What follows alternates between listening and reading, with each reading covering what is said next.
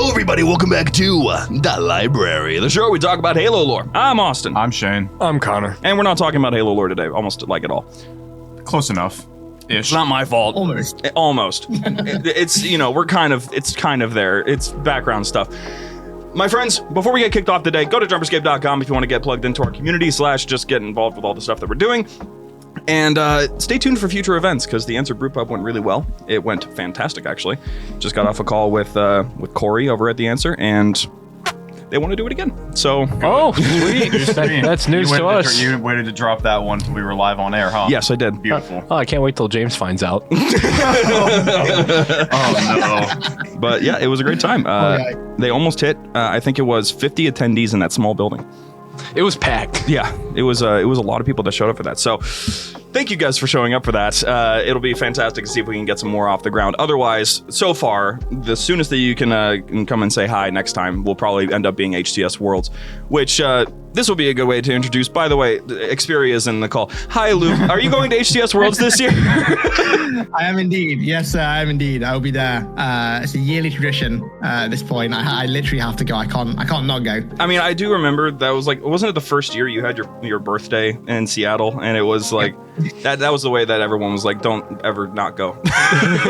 Yeah, pretty much. Well, that's happening again this year. So I get to tick over the age clock again in Seattle this year. That'll be awesome. Yeah, it should be good. Remember last time we had him on, we talked about like people approaching each other in the bathroom. Yeah. Oh, yeah. I swear, I looked over and I saw this man like 3 times in the bathroom. I'm like, this has to stop. This has to stop. I've got a very funny story about bathrooms at events, actually. Kind of adjacent to Halo lore. So at the HCS London event, I went to the bathroom in the middle of the grand finals in between games. And there was a massive queue, and I was right at the front of the queue, about to go into one of the cubicles, and someone touched me on the shoulder, and he goes, "Hey man, can I go in front of you?" And at first I'm thinking like, no, obviously not. And then I turned around and it's formal. Like, and I was like, oh, dude, be my guest. I'll even help you if you want. Go ahead. So, take my place. Oh, that's hilarious. That'd be phenomenal to actually. I mean, it's something that definitely I've heard a couple other stories that aren't quite as entertaining about people running into other people in the bathrooms, but at least that one is. It was consistent for me. There was an interesting experience for sure. Yeah, there's something on our end. The interesting experience for me was I kept on running into Sketch in the bathroom, and that just feels weird. It's weird. Yeah. It's weird for anyone who's But you know, the events are still entertaining. I'm so glad that you're going still, because it's been, I think, probably one of the few things that we can really look forward to these days that actually will 100% happen. So I'm super stoked to see all the folks. Did you see that 00 showing up? Yes, I did. I spoke to him a few weeks ago, actually, and he said he was going to go in this year. He went in 23, but not last year, but this year he definitely is. Yeah, I'm super stoked about it because he's bringing his Mjolnir helmet. we talked. Oh, yeah. Yep. I did see that, actually. I tried it on in London, and it's wild because it actually feels like quite comfy, and it fits really well. It's heavy, but it's actually surprisingly comfy. Well, I hope so. It's you are meant to save humanity in it, right? So it kind of has to be comfy to a degree. I mean, if Installation 00 is going to pitch this to the military-industrial complex, it's got to be comfortable. That's true. Raytheon, if you're listening, come to Halo World Championships. Buy his helmet. The comment from Slip in the chat. What? Hey, new James, do American bathroom cubicles freak you out with all the openings? Cubicles in quotes. Oh my God. Yeah, okay, right. Let's have a 45-minute tangent about that. Yes, they do. It actually weirds me out that they aren't like sealed cubicles. They're like, there's a gap in the bottom. Like, okay, fair enough, there's a gap in the bottom. They're in the UK. But there's a big gap in the top as well. Yep. I found that really fucking weird. I found that really strange. Like, there are some times where I'm like, not feeling uneasy because that's a bit melodramatic, but I just feel a bit like, can you not just seal the top off at least? Like, obviously I'm not 6'7". I'm only 6'1". So for me, it's not as big of an issue. But like for other people, you know, like. Yeah, weird. I do find it very strange. It is a little bit weird because there are some of them that you can just see straight over the top if you're standing straight up. Like down to like the folks that are down there at 5'5", there's some that go down really low. That are God. But Christ. it's still just a fun little quirk about the differences in culture. It's a good time. Oh yeah, for sure. So anyway, my friends, we're here to talk about a specific topic. We're not here to hype up HCS, even though we should totally be hyped, and we'll be hyping it up every single week until it happens. We have a long way to go, but we'll keep up the excitement regardless. Oh, yeah. We're here to talk a little bit about a new Bungie project that has gotten quite a bit of attention recently, be it positive or negative. You can kind of take away whatever it is you want to take away. But Marathon is back, and we haven't talked about it here on the show whatsoever because even though Marathon is tied into Halo, Marathon is tied into Halo kind of, I would say after Combat Evolved it's a little looser. Because Combat Evolved has Marathon stuff everywhere, but but Marathon still has a lot of things that influenced Halo. But what I'm interested in is whether or not anything of that old identity is kept in this new one. So, Luke, you've had the most interaction out of probably everyone here with Marathon.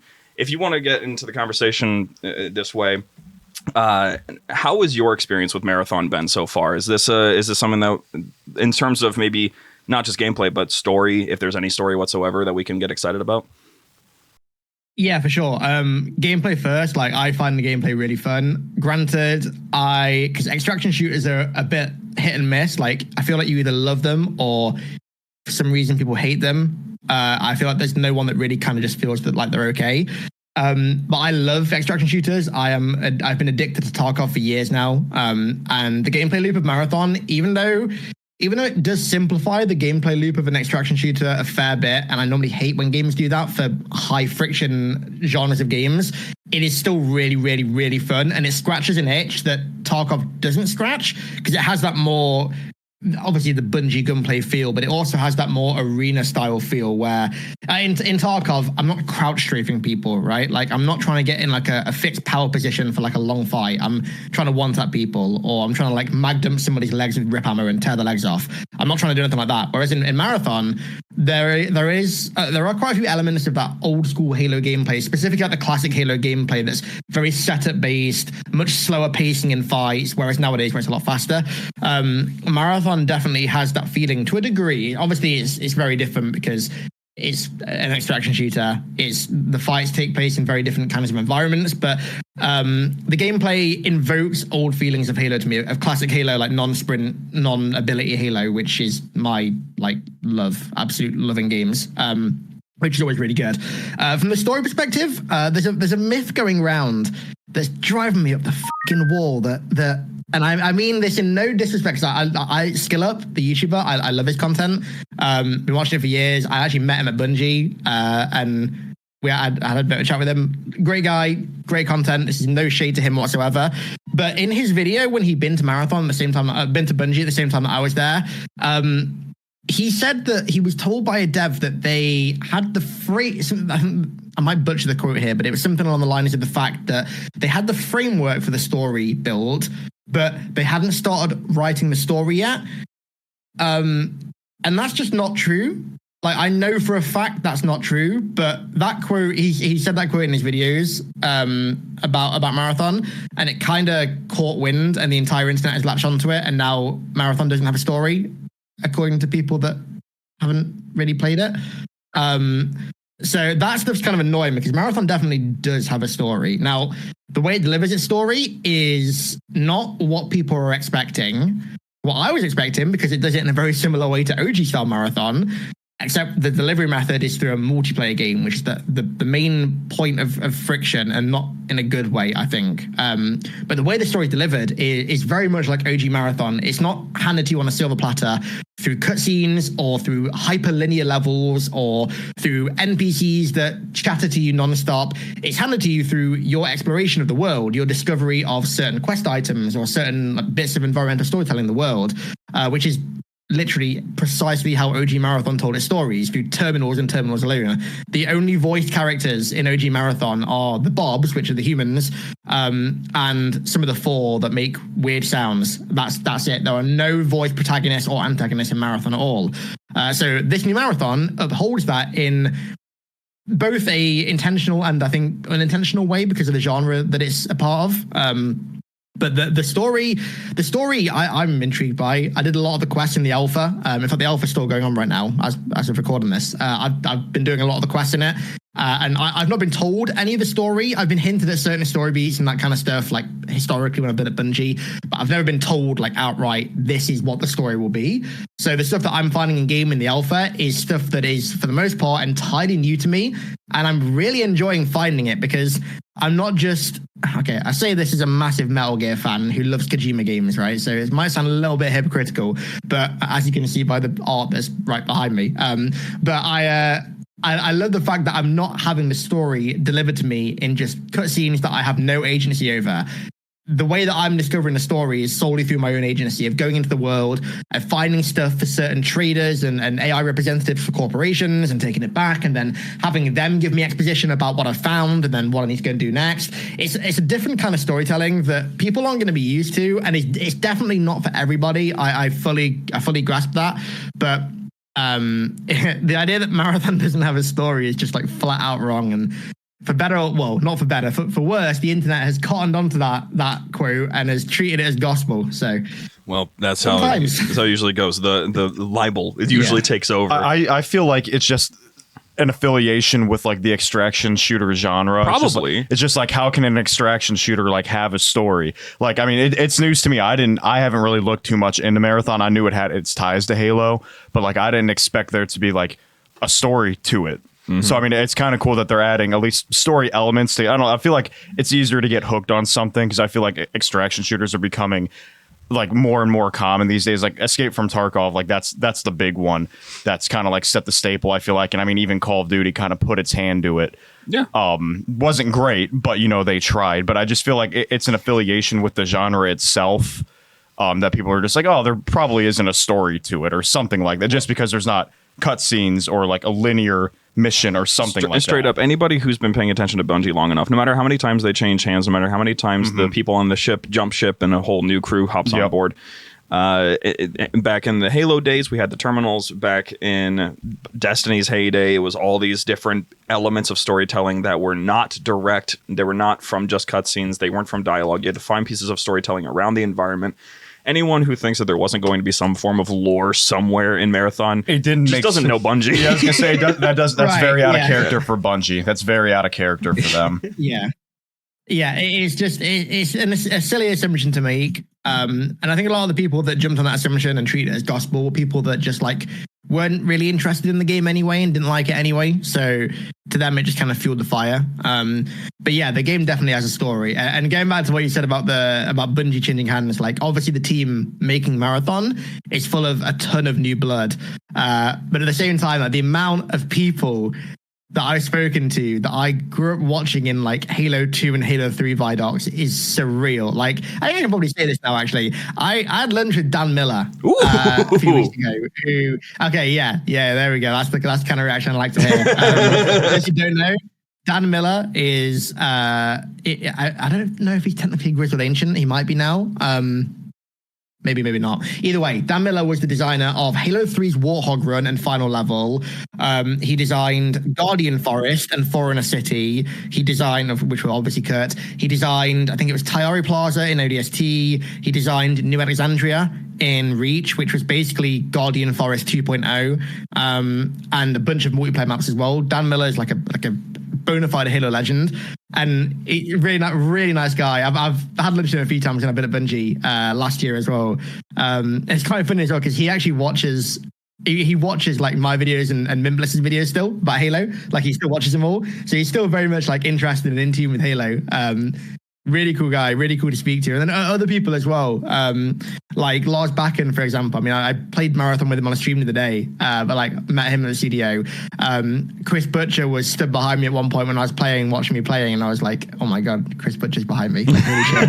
Like, for a lot of people, these guys are just devs, but like to us who grew up watching the Vidocs, like I don't know about you guys, but like when I was younger, all the Bungie Vidocs, all the videos about like Bungie culture and all that stuff that they put in the limited editions and that would go on Bungie.net.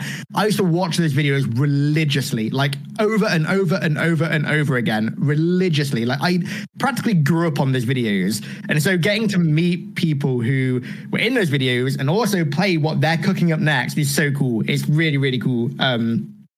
Yeah, there's a lot of like specifically old Halo blood working on Marathon. That's what, if you guys saw my original or the video that I released when the Marathon gameplay reveal happened a few weeks ago, one of the first things I said in that video is like a lot of people on the internet are saying that this is not the same team that made Halo. This is completely different. And like, yeah, there's a lot of new people, like obviously there is, but at the same time, there are still so many people that worked on core aspects of Halo who are in extremely high up positions on this game. Like they're not just in some like role where they do something that someone else told them to do. They're in like high up senior positions directing the game.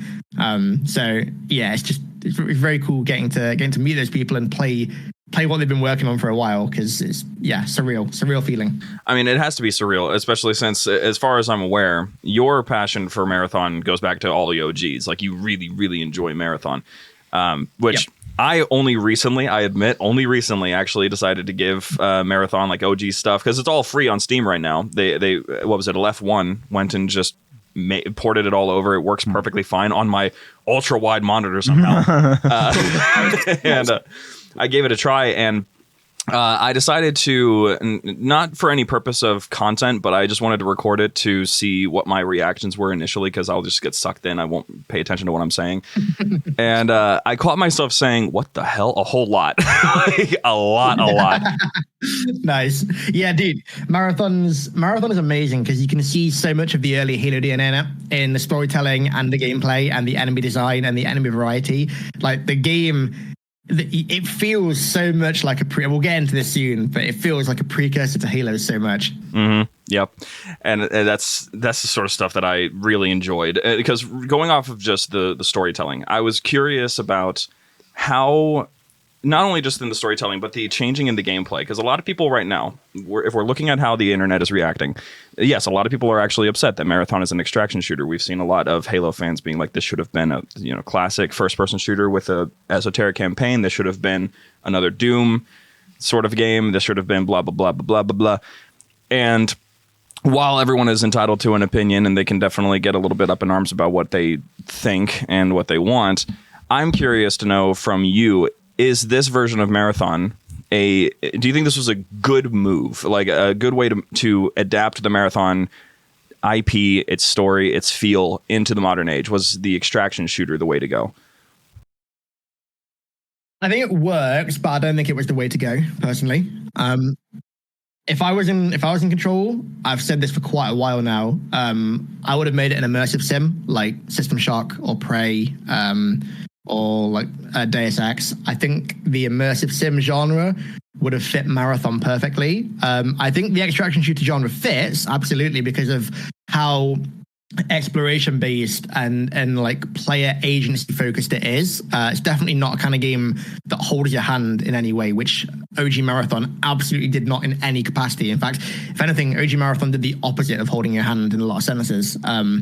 And I like that. It definitely retains a lot of that. And I think if they were ever to make a dedicated multiplayer game for Marathon, I think they've gone the right way. But I don't think rebooting it as just a dedicated multiplayer game was the right decision. I think that a lot of the problems with this game that people have, mostly the subjective problem, it's not like objective things like, oh, this game does not work for solo play. More so stuff like, I wish this game was XYZ, would have been alleviated if the game had a single player component, and not just like a PvE thing like Tarkov has. Like I'm talking an actual traditional Marathon style experience in the vision of an ImSim that feels like OG Marathon translated into modern day, that then has this persistent world in the multiplayer, or not persistent world, but like a persistent experience in the multiplayer that kind of picks up where the campaign leaves off, or that runs in tandem with the campaign.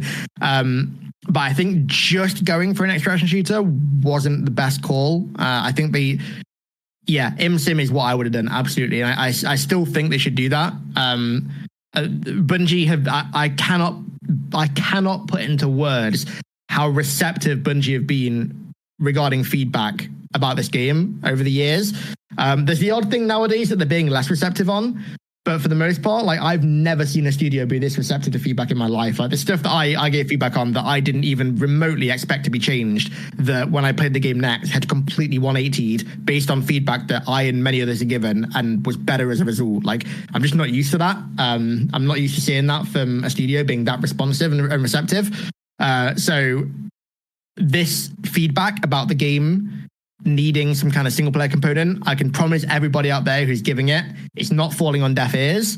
I just hope that it does get acted on, because there's a lot of potential, I think, with a modern marathon ImSim, especially with how ImSims have kind of popped up again in recent years. Like, we had obviously the reboot of Prey, we had the System Shock 2 remake that came out recently. Deus Ex, well, let's not talk about that after what happened recently, but System Shock and Prey in particular, like, incredible games. Like, Prey 2017, I still think is one of the greatest video games ever made, and will be for a long time.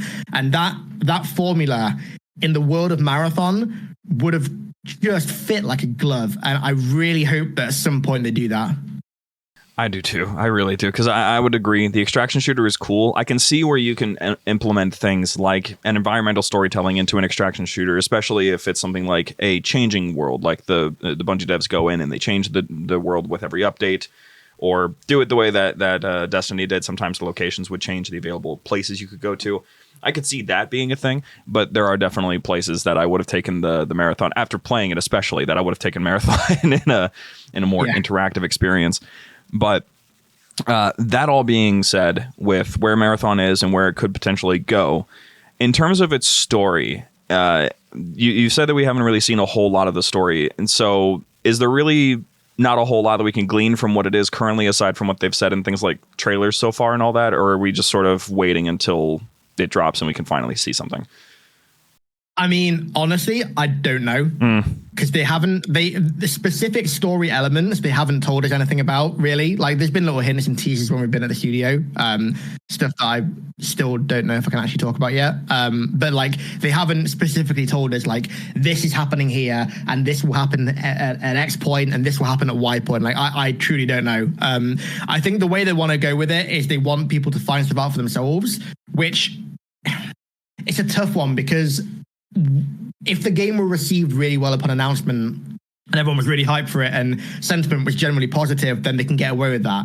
But I think with the way that the game has been received, I don't know if they can get away with that. I think they need to start revealing a bit more about the story, because there's a large contingent of people who would play this game for story-based stuff, who right now think the game doesn't have a story because the quote that's been passed around the internet like crazy, and B, also the fact that they just haven't really marketed any story stuff at all. And that's, again, in an ideal world, that's exactly what I'd want them to do. I wouldn't want them to market stuff like that, but I think they kind of have to, unfortunately. I think they might be kind of backed into a corner with that kind of stuff, where they have to market some story stuff to get people who, for whatever reason, think there isn't a story to be interested in the game, because it does have a story. Yeah, I can understand that. And that's a fair assessment, trying to keep things under wraps so as long as you can before the internet decides to just spoil everything. It completely makes sense to me. It's actually funny. I don't know if I should say this, but I'm going to say it because it's already kind of public anyway. Yeah, fuck it. So they've said there's 4 maps in the game. And there's one that I've not played. There's 2 in the alpha, and then there's the marathon ship, which is the actual marathon from OG Marathon. So I didn't think we could talk about that, because I didn't mention that at all in videos. I kind of pretended like I didn't know about it for a little bit, because I didn't want to obviously let on to the fact that it existed. And then all of a sudden people start talking about it that have played it. Like, I've played it. And people start talking about it. And I'm like, oh, I guess I can talk about it then. And then I was like, I spoke to one of my friends, like, not just like a real life friend about it. So I was saying, like, yeah, I thought we were NDA'd for that. And then he says, like, oh, no, on the website, they announced the marathon shit. And I was like, what? Okay. I thought the idea was originally they weren't going to mention that at all, and people were just going to find it organically. But then I look on the website and it's like, and you can go to the marathon. I was like, oh, okay, well, I guess it's open season then. Cat's out the bag on that one. Yeah, a little bit. Because that was the idea. That was meant to be something that you just like found organically, like the rest of the story. But they literally announced it on their very own website. So I guess it's not anymore. That's badass. I guess it's gonna have to be how the NDA gets cleared up over time. But I'm super down for that one because the marathon has been probably one of my, just the ship itself. I like the setting of it when I'm going through those old games. It feels esoteric almost, how the ship is feeling like it's alive because of what's in it. I know it's like 1995 game, but like I won't spoil what's going on the marathon for those who haven't played it yet. Just know that rampancy was a talked about subject a long time ago. Oh yeah. Bungie had a very clear vision for rampancy. Yes, they did, and that is one of the many things that carries forward into Halo. Yeah. Which, now that we're on that subject, I want to see if we can sort of bridge this gap. Why exactly should Halo fans, especially right now, like let's say we're talking about the new crowd that's talking about primarily Halo Infinite, maybe they're just now trying the old games because there hasn't been a new experience for a whole long time. Maybe not in particular going back and playing the old games, but do you think there's something for Halo fans in this new marathon experience that Halo fans in particular will find interesting? Yeah, I think the gameplay of the combat loop, more so the way that team fights play out, feels to me like a blend of like Apex and classic Halo, at least. I mentioned this earlier, but the pacing to me feels very Halo 3 in how you like approach a fight, in the actual speed of gameplay and the pacing of a fight, and also the emphasis on like holding a power position and that kind of stuff feels very Halo 3. As for the rest of the game, it's a very different game. That's the thing. Like, it has the Bungie gunplay still, and for like pretty much carrying forward into Infinite. Like, the main reason that Halo's gameplay has felt so unique and so captivating since 2001 up until now is because of Bungie's core gameplay loop that they designed back then that's just remained in every single Halo game since. And it definitely has that. Like, it has that quote-unquote Bungie feel, to me at least it does. So if you like the Halo feel, I feel like you'll probably enjoy the gameplay of it. But it's a very different game. I've said this to quite a lot of friends. It's a very difficult game to market to people who don't know anything about extraction shooters or who haven't played one before, because that genre has so much inbuilt friction that's there intentionally that the player has to struggle to get past. And when they do, they finally realize how good the game is and it clicks for them. Like Tarkov, for me, it took me 20 hours of in-game gameplay to finally have Tarkov click. But when it clicked, the only games that have ever clicked for me like that before are RuneScape and Halo. No other game has clicked like that before until that. And it's the same with Marathon, honestly. Like, I feel like it has that gameplay loop that when you have like a good raid where you complete a quest, you wipe a team, you kill a load of AI, you get a load of gear that you need to upgrade your upgrade trees, and you get out, you have one of those raids and it does just click.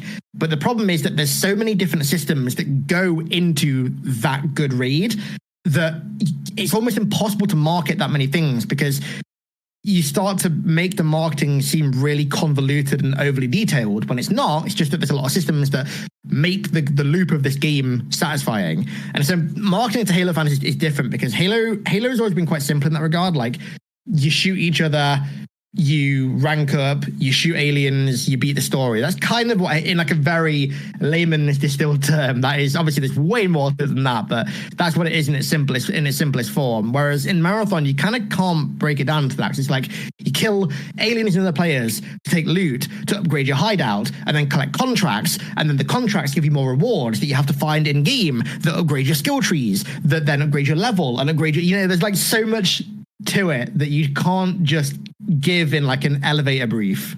So marketing it to other games, I feel like the only audience you can easily pitch Marathon to is an audience of people that have already played extraction shooters.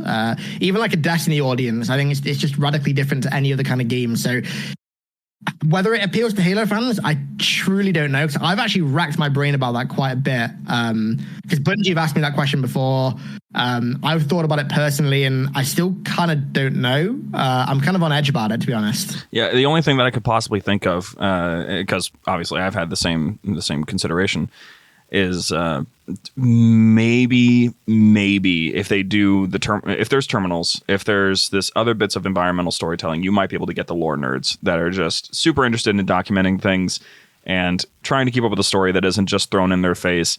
But the only other things I can think of is if the gameplay feels familiar, and if it's not familiar, then you might not have the attention of those players enough for them to jump ship away from their favorite franchise.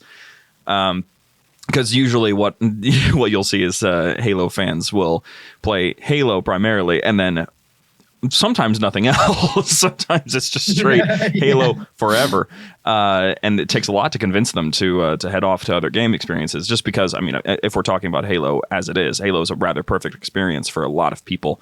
So getting into Marathon, it would have to be, by my estimation, that environmental storytelling, or it has to be something happens with the environment itself, like some form of combat encounters or whatever happens with its gameplay that hooks people in. Which, speaking of gameplay, I've seen very little of it. I'm one of those types that actually avoids trailers like the plague because I would rather see the movie fresh.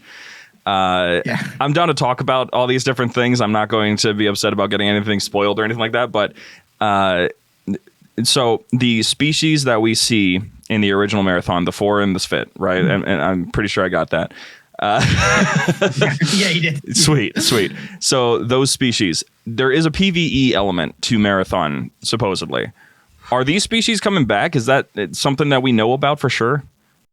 So the compilers are in the game. The Sphit compilers are in the game, but they only show up on the Marathon ship. At least I've only seen them on the Marathon ship. The only one that I've seen, and I use that in a loose term because when I played Marathon ship, it was just a block out, and the compiler, I can't even remember what it looked like. From what I remember people saying, it was just like a block, but it was meant to be a compiler. Compilers are in the game. Here's the thing. Here's one of the many hurdles that Bungie have unnecessarily created for themselves with this game. The 4 aren't in the game. They're coming, and I've been asking about them since 2023, and I've been given, from what I remember, this is quite a while ago that I last asked this, but every time I've asked, I've been told, like, yeah, they're coming.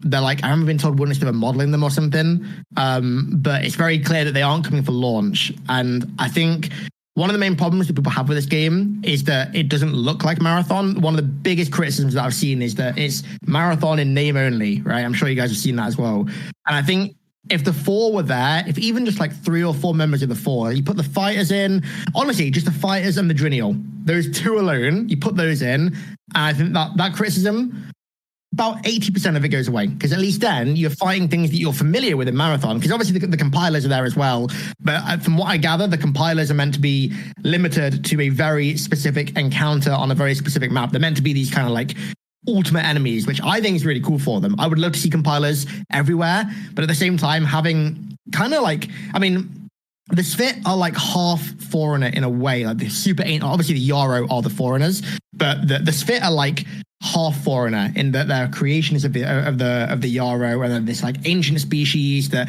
have a long legacy. And I think having them be the ultimate enemy at the end of like the ultimate map is a really cool idea. I actually love that. But just the fighters and the Drinial alone, you put those 2 in, and the game will feel way more like Marathon, I think. I would love that, because first of all, the compilers were the things that, as I was playing, no matter how many times I ran into them, I got jump scared every single time. Just because they're just there. Yeah. Like you're either just running into them out of nowhere, or you get absolutely flanked and ambushed by them because they just appear, or you get one tapped and you don't know where it came from. You're like, oh, it's probably one of them. one of the camo compilers. Yeah, exactly. It's pain. So yeah, it's nice to see that they're holding on to that. I mean, the existence of the Marathon as an actual location in the game is something that I'm going to be very excited about, only because I really, really, like I said, the vibe of Marathon, the ship itself, was so alluring to me. But I do agree that if it's going to end up being something that hooks people for the long term, which granted, they are trying to grab a new audience, so I can understand if they're trying to establish this new sort of vibe for people that probably have never even considered playing it, because unfortunately, the reality of that is that people probably aren't just playing Marathon anymore. They aren't even considering it. There's the people that are interested in Halo's history, so they'll be happy to watch as many Marathon lore videos that you drop to just keep up with with what's going on in the story back then. But they're not gonna really identify with it. So I can get where Bungie's coming from, where they're like, we got to figure out what Marathon can be for little 18-year-old Timmy who plays Fortnite. But oh god, I hate it. That's the reality. To quote James, to quote James, since he's not here, I will not be bullied by kids born in 2018 is how he puts it oftentimes. That's great. I love that. I'm stealing that. That's great. So I am the new James though, so I can actually steal that and use it. Yeah, you can. Yeah. You're the new guy. You're the new James. Thank you for taking his place. It's an absolute honor. But my honor. So that's the way that I kind of want to get this wrapped up, because we're coming up to the nice Q&A section here.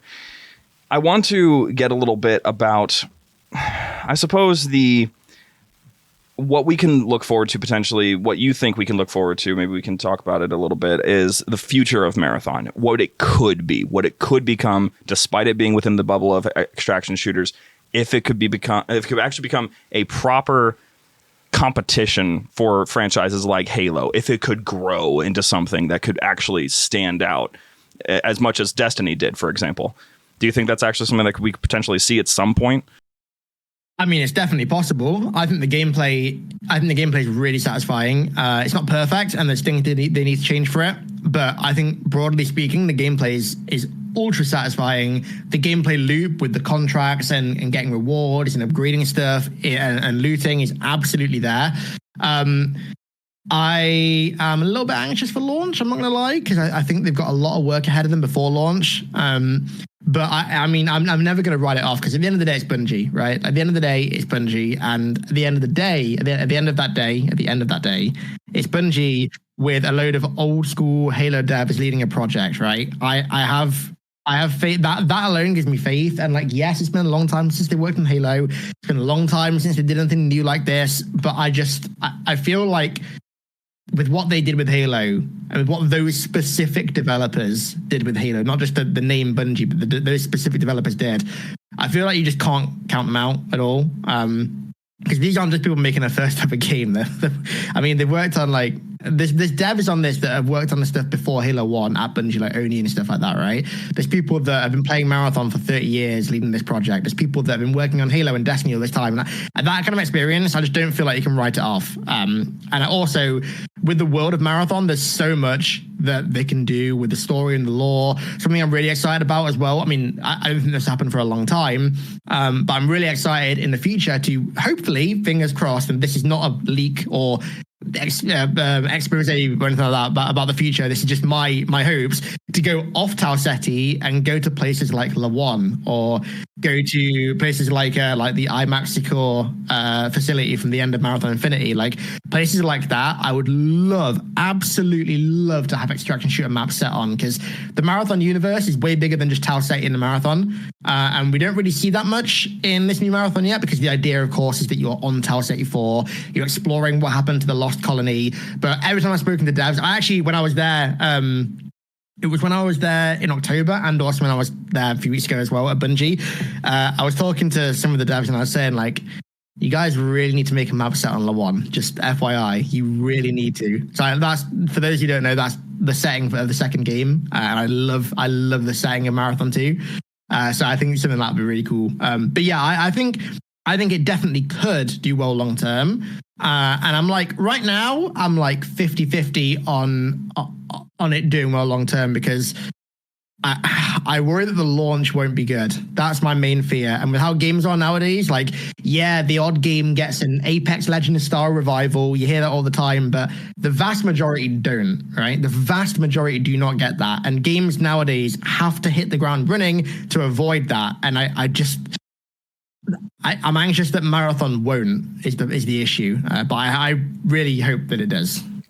That's understandable. I hope that you're right. I really do, because what I see in Marathon is the potential for it to actually fulfill a 10-year project is the actual thing, because Destiny didn't do it. We don't count Destiny 2.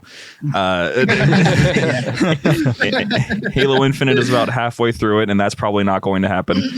I sure as I hope it doesn't happen. Good Lord. Yeah. So, Unless something serious changes like ASAP, I really hope it doesn't. so with Marathon, I can see it potentially actually fulfilling that really well, because like you said, there is a lot in the Marathon universe that people are kind of just skipping past because they don't know what actually could be potentially there. So my encouragement, and I'm sure your encouragement as well, is go back, try the old games. There's a lot to experience in them. They're not just dated pieces of hardware. It's the first time we got to look up and down in one of these types of games.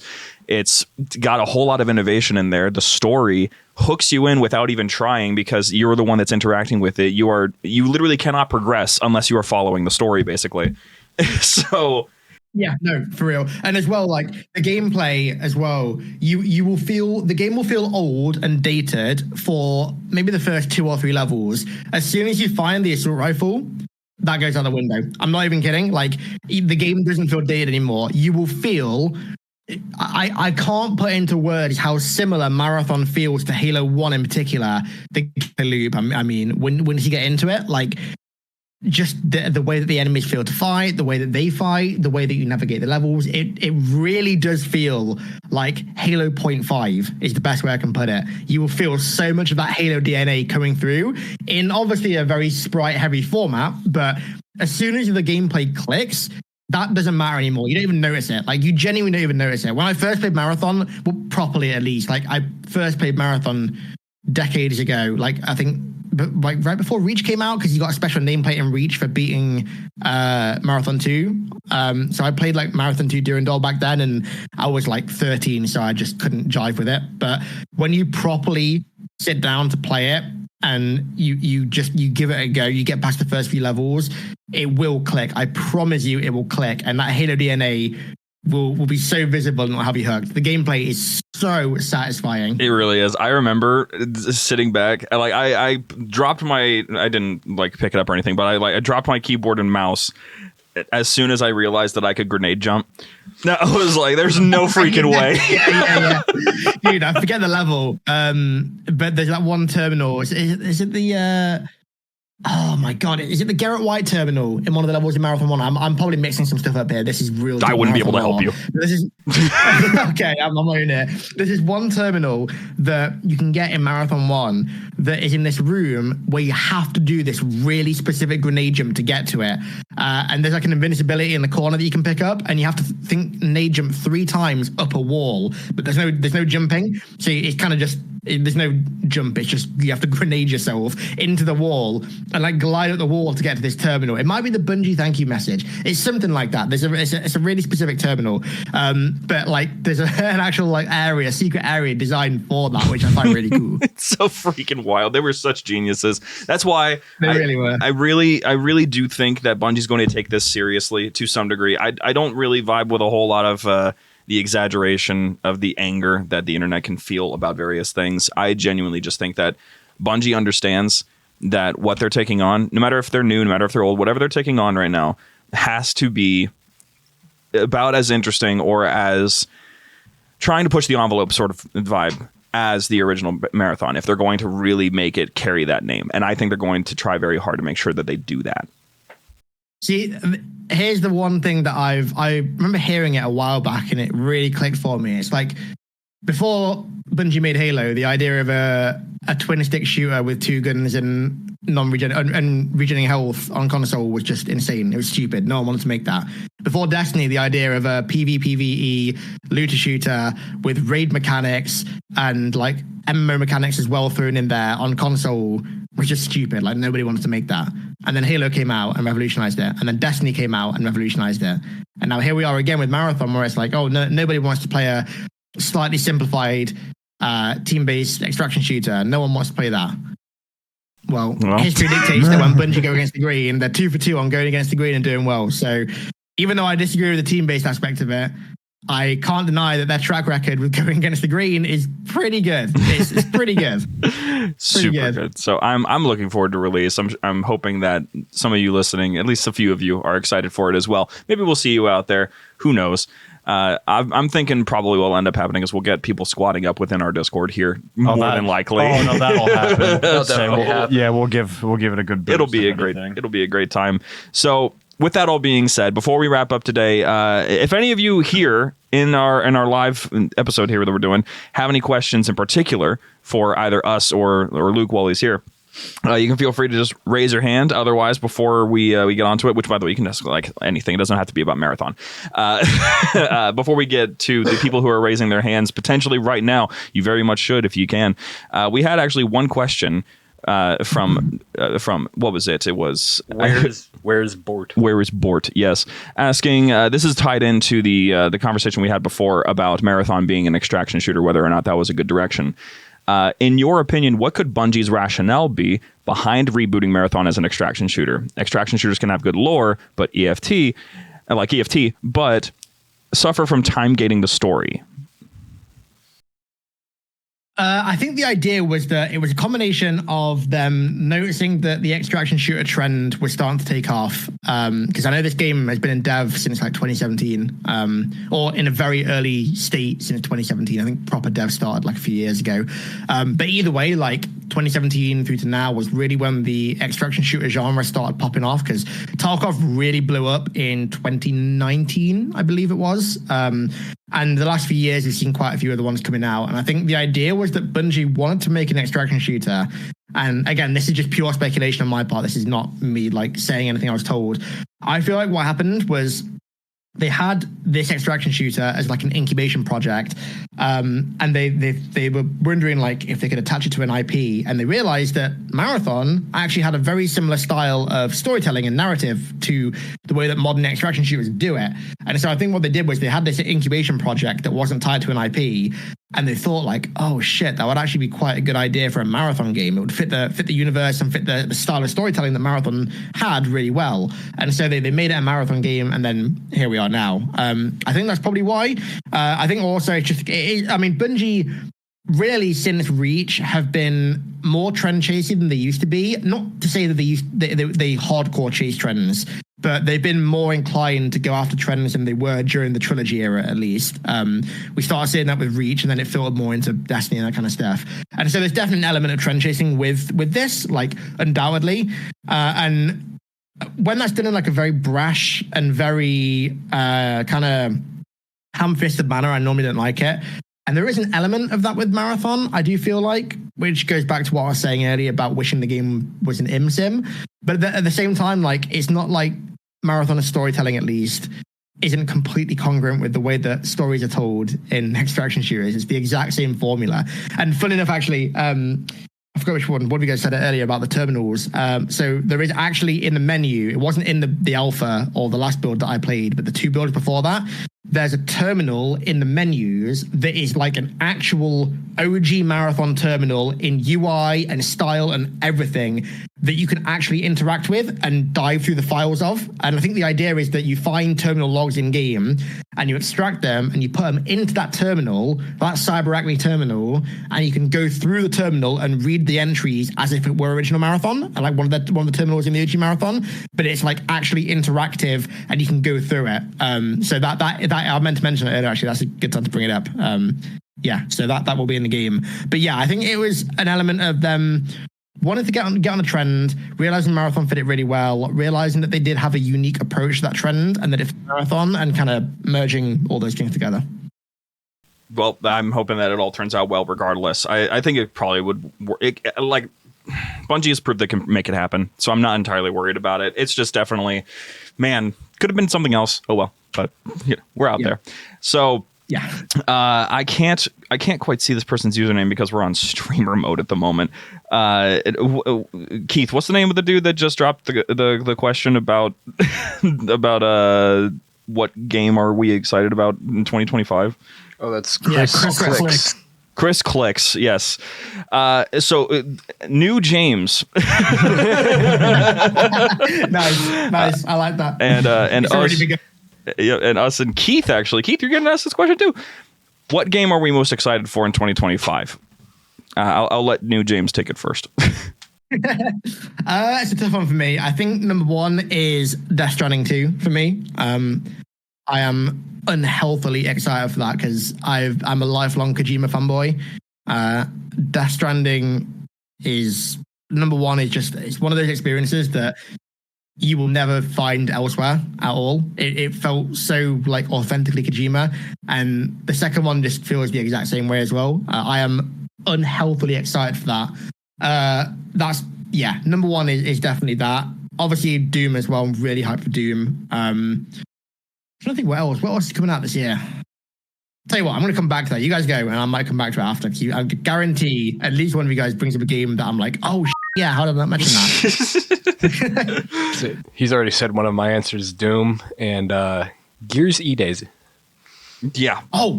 Yep, there you go. Yeah. Gotcha. I would, Gears E-Day. I would say GTA. I was going to say that too. I was GTA. Touchy subject right now. So, I mean, that's what I think they said May 2026, like literally almost a year to the date. They said GTA 6 was getting delayed. So, I mean, GTA 6 would say that. But yeah, Gears E-Day, Doom. Those are probably my two big ones. I still got to beat the DLC in Eternal still. Oh, DLC in Eternal was so good. Really good. I'm looking forward to it, but I got stuck on one like challenge stage for a while. I beat it and I just haven't gone back to it. It took a lot out of you.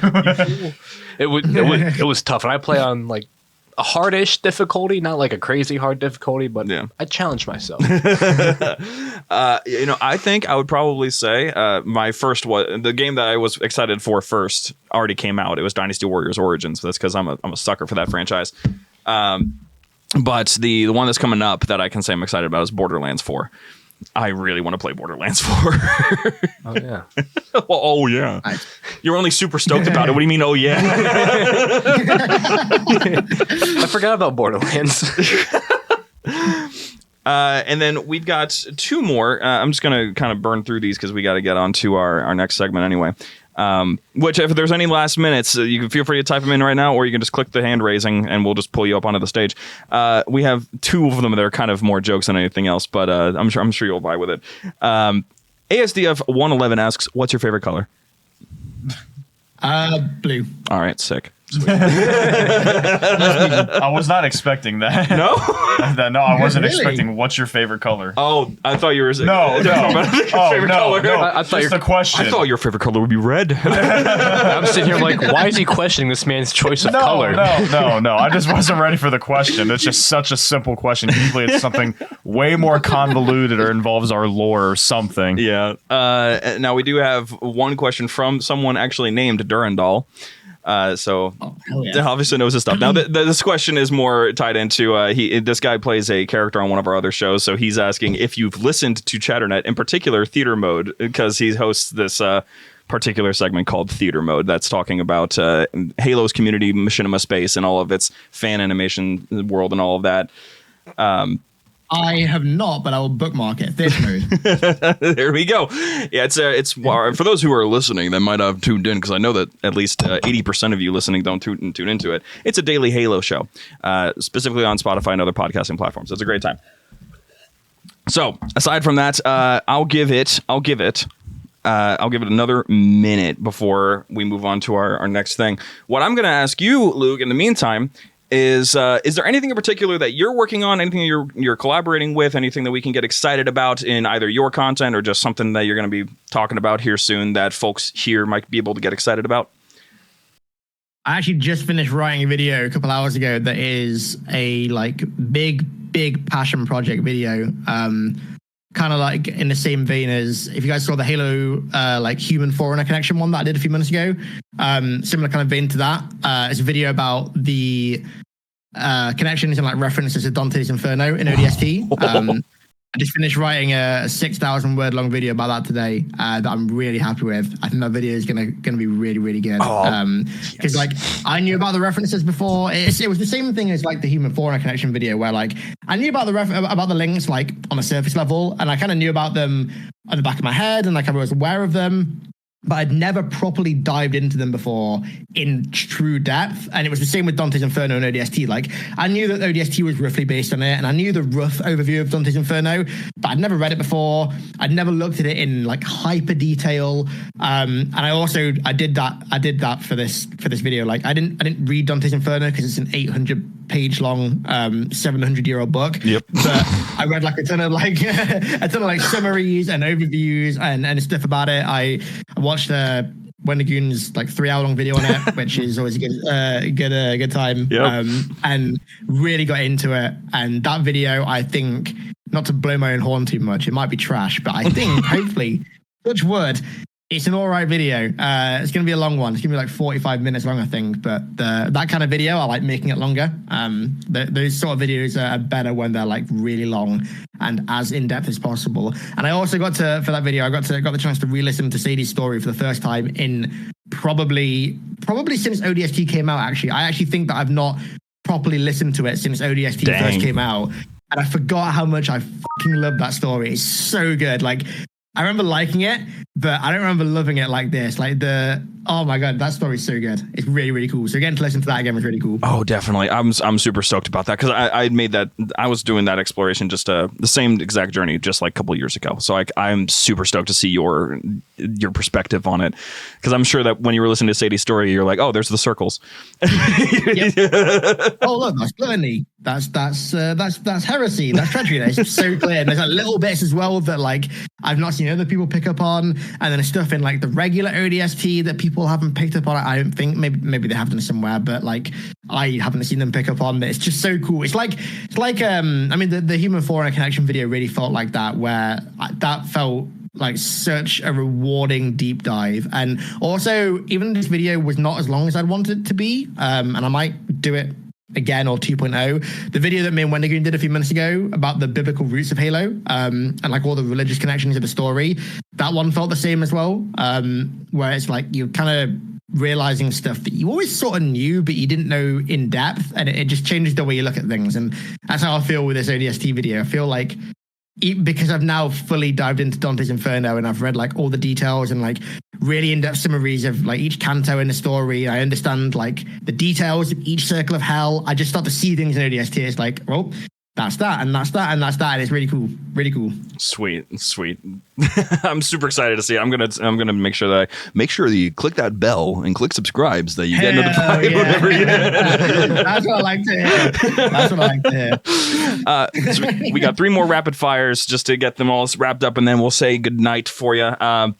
So ASDF is back asking, out of all the Halo games, which one do you think was most influenced by Marathon? Halo 1 for sure. Without a shadow of a doubt, in terms of aesthetic, story, and smaller details. There are references all the way through to Reach, and like the odd reference in 343 era, but for the most part, it's like through to Reach because obviously legal reasons. But 1 for sure, Halo 1 is I mean, when Halo 1 first announced, people thought it was Marathon 4. People thought it was a new Marathon game. So yeah, it's definitely Halo 1. Yeah, I think I remember finding, I think it might have been either Chris Eichen or someone sent me a link to a forum of people arguing about whether or not Halo was just a spinoff. So it's so freaking true. I mean, people saw the logo with the Marathon symbol. They saw the Pillar of Autumn with the Marathon symbol baked into it. Like, in hindsight, it was really obvious that even though that was incorrect, that it was a spin-off. Like, why would they think it wasn't? Imagine some random game comes out now and it's like, oh, it's got Master Chief in it, and oh yeah, the UNSC are in it, and oh yeah, the Covenant have the exact logo in it as well. Like, no, of course you think it was a spin-off. You think it was some new Halo game, and then like, oh, by the way, guys, this is the next, I don't know, Sims game. Like, oh, okay, fair enough. I guess it's not. Yep. 2 more. We have Durandal is back, and this time asking, I'm going to change up this question just a little bit to open it up a bit more. What's your favorite Halo fan project in general that you've watched that's not Red vs. Blue? Ooh, that's a tough one. There's a lot of them. Machinima is definitely I'll be the chief, undoubtedly. I mean, that's my favorite machinima of all time. Like full stop. Like I'll be the chief is just for me just so good. I watched so much of that when I was growing up. Like I remember watching. I think the first video I saw was Wedding, which is just hilarious, man. Like oh my god, so many episodes of that just baked into my brain. Projects in general, kind of tough. I think right now the project in general that I'm most looking forward to is Branching Sickness, because I mean, obviously Flood horror guy who loves horror games and horror stuff, and Flood, and it's a Flood horror game, and it's coming along really nicely, and all the stuff they've released so far looks amazing. So Branching Sickness for me is probably number one right now. Yeah, I think that's Sedera that's heading that up, isn't it? Yep. Yeah, Sedera's project. He's Sedera's a really nice guy. Him and the team are doing a very good job on that game. I'm super stoked to see what comes out of it. Last one for you is coming from Chains62 asking, what is your favorite helmet in Halo Reach? Gunyear, for sure. Easily. Don't even think. Like that, straight away. Instant. I would say No Recon, hesitation. but no hesitation needed whatsoever. It's Gunyear with the CBRM pipes on the side and the camera. Perfect. I would have said Recon, but they butchered Recon in Reach. So definitely going to be Gunyear for me, for sure. Sweet. Well, thank you again for joining us. This has been a fantastic conversation. I think I've understood a little bit more about what we can look forward to with Marathon. I think others will probably take away even more than I did. I hope to at some point in the future just message and be like, we were right. Marathon's good. This is fantastic. It dropped. It's ready to go. I hope so. Here's hoping. I hope so, man. I really hope so. I'm praying. Otherwise, if you've got other places you'd like to be, like bed, then you can feel free to hop off. I understand entirely. Thank you again for joining us. If there's ever a conversation you want to have in the future, feel free to just hit us up anytime, and we'll be happy to host you up again. Absolutely. I mean, this is the second time we've done this now, and I love it every time. So we got to make the third time count, surely. Absolutely. Thank you so much, man, for hopping on. Yeah, thank you for having me on. I really appreciate it. I had a blast again. So yeah, let's make that third time happen. Sweet. I'll look forward to it. All right.